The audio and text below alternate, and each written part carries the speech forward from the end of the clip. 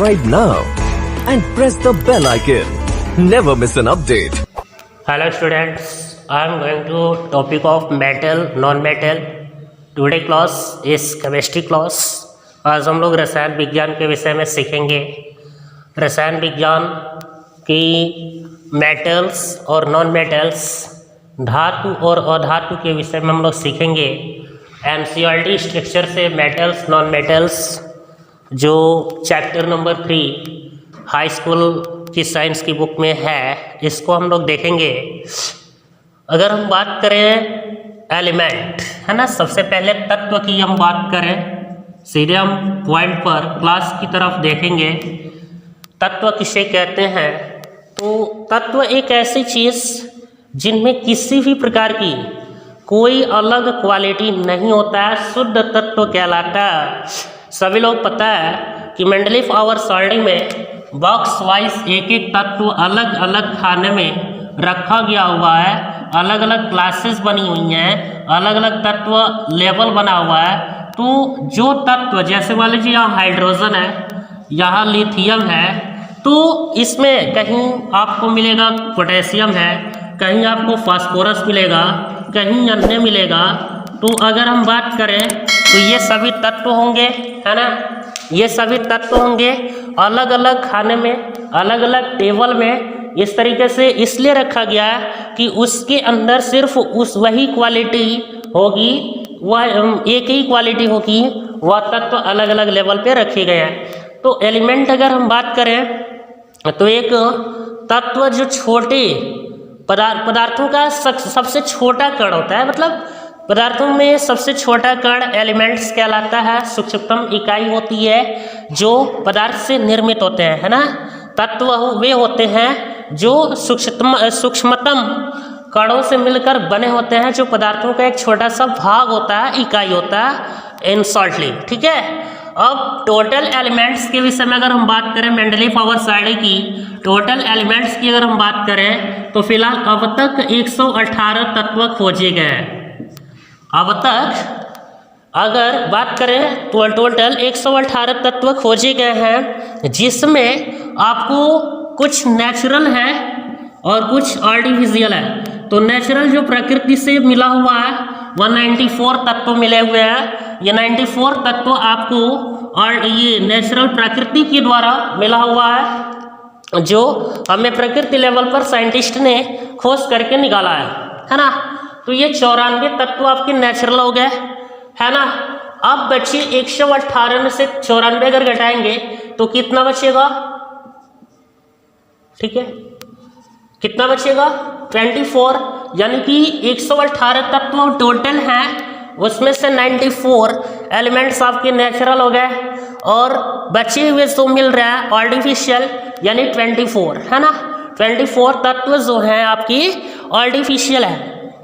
अब आर्टिफिशियल में अगर हम बात करें तो ये आर्टिफिशियल बनते कैसे हैं? तो आप लोगों ने देखा होगा कई बार कि कभी कभी किसी कण को ले लिया तो अल्फा बमबारी कराया, अल्फा तत्वों से बमबारी होती है, फिर बीटा कणों से भी बमबारी होती है, बीटा इलेक्ट्रॉन्स, ये सब होता है। अल्फा और बीटा जो तत्वों पर बमबारी करते हैं तो उससे नए पदार्थ बन करके निकलते हैं, कुछ नया पदार्थ निकलता है। वही नए पदार्थ ये आर्टिफिशियल नेचुरल एलिमेंट में से ही इसको बनाया गया है। और जो मानव बनाता है तत्व, जो तत्व मानव बनाता है उसे मानव निर्मित तत्व या आर्टिफिशियल एलिमेंट्स बोला जाता है। तो मानव ने 24 तत्वों का खोज किया अभी तक, और फिलहाल और नेचुरली अगर देखा जाए तो 94 तत्व मिलते हैं, यानी टोटल आपकी 118 तत्व होंगे मेंडलीफ आवर सारणी में, पीरियोडिक टेबल में।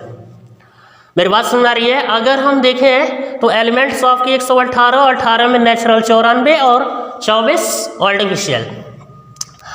अब एलिमेंट के बाद अब इन्हीं को ये भौतिक गुणधर्म और रासायनिक कुछ फिजिकल स्टेटमेंट्स को लेकर के, केमिकल स्टेटमेंट को लेकर के, ये जो तत्व होते हैं लगभग 3 पार्ट्स में क्लियरली विभाजित किए गए हैं। जो कि पहला अगर हम बात करें धातु, एक होता है मेटल, एक होता है अधातु जिसे बोलते हैं नॉन मेटल, और एक होता है उपधातु जिसे बोला जाता है मेटेलॉइड, है ना। मेटेलॉइड होता है यानी कि मेटल धातु, नॉन मेटल अधातु, मेटेलॉइड उपधातु। ये 3 फीचर में पूरे 118 तत्व विभाजित किए गए हैं, है ना। अब जिसमें धातुओं की अगर हम संख्या की बात करें तो पूरे 92, है ना, पूरे 92 यानी कि 92 तत्व जो है धातु है। एलिमेंट में 118 तत्वों में जो 92 जो तत्व है 92 एलिमेंट्स वह धातु के रूप में रखी गई है। और अधातु की अगर हम बात करें तो अधातु हो जाएगा 20 तत्व, ठीक है।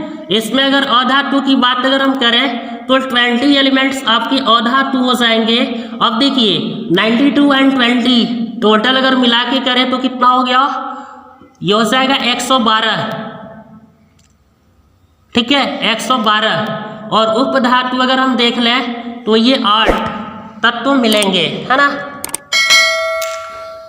92 एलिमेंट्स अगर हम देखें तो ये धातु हो जाता है और 20 अधातु होते हैं। बाकी कुछ उपधातुओं में एक छोटा सा भाग होता है जो 8 तत्व कुल मिला के, इसमें धातु भी और उपधातु और अधातु दोनों होते हैं, कुल मिला के ये बनते हैं, ठीक है। तो अगर हम बात करें तो मेटल धातु, नॉन मेटल अधातु और ये क्या बोलते हैं मेटेलॉइड उपधातु, ये सभी भाग में ये स्ट्रक्चर में बटे हुए होते हैं, ये मेटल और नॉन मेटल को लेकर के। फिलहाल अगर हम मेटल्स की कुछ धातुओं को लेकर के इसका डिस्कशन किस प्रकार की कौन सी फीचर कब कैसे बनती है, या अधातु को लेकर के इसकी फीचर कब कैसे किस प्रकार से ये अधातु बनती है, क्या इसकी क्वालिटी होती है, इनको डिस्कशन हम लोग नेक्स्ट वाली क्लास में करेंगे। और उपधातु का भी स्ट्रक्चर कैसे बनता है, क्यों बनता है, इसकी क्या क्वालिटी होती है, इसके रासायनिक गुणधर्म क्या होते हैं, इनकी क्लासेस हम लोग नेक्स्ट क्लास में देखेंगे। इन शॉर्टली में आज एलिमेंट में नेचुरल एलिमेंट और आर्टिफिशियल एलिमेंट और उसमें मेटल, नॉन मेटल और मेटेलॉइड क्या होते हैं, इनके विषय में समझाने का पूरा प्रयास किया। फिलहाल धातुओं की क्लासेस और अधातुओं की क्लासेस और उपधातुओं की क्लासेस, ये अगर हम क्लासेस अभी इसको डिस्क्राइब किया जाए तो काफ़ी लंबी क्लास होगी। इसकी अलग अलग टॉपिक की अलग अलग क्लासेस आप लोगों को नेक्स्ट वाली क्लास में मिलेगी। तब तक के लिए Subscribe now and press the bell icon.